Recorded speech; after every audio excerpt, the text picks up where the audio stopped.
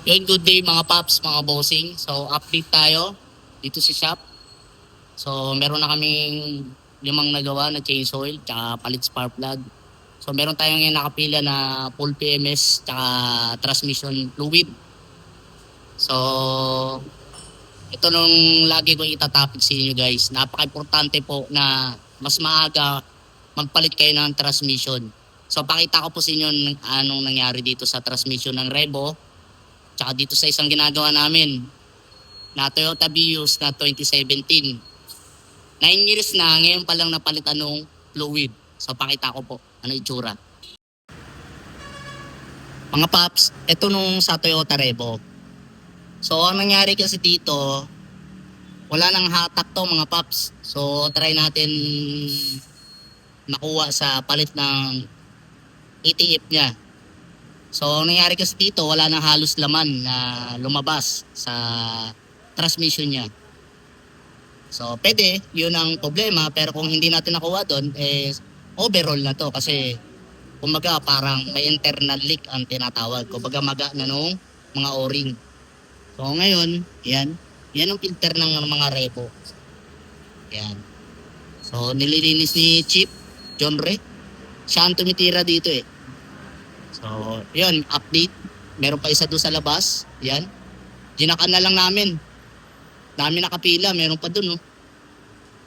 So, yan, under chassis yan. Bearing po yan. Tsaka replace ng rotor.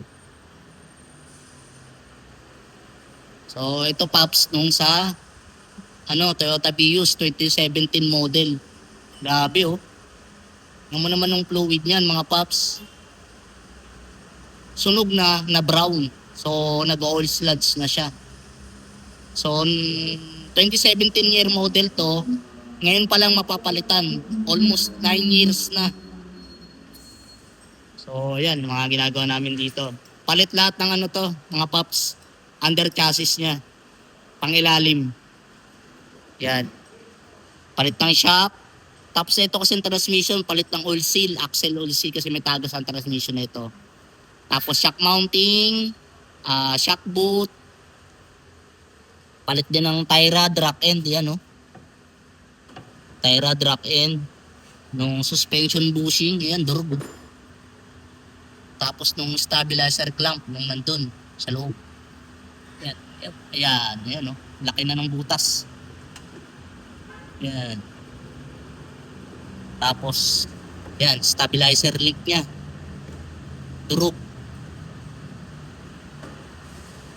So, bukas na ito matatapos. Yan, palit yan, kabilaan yan mga paps.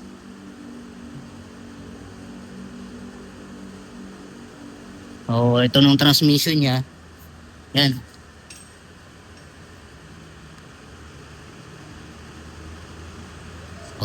CVT yan. Yan, ang filter niya. Lilinisan na lang natin ng maigi. Dito ng tagas nyo. Yan Nakikita nyo. Yan, axle oil seal niya.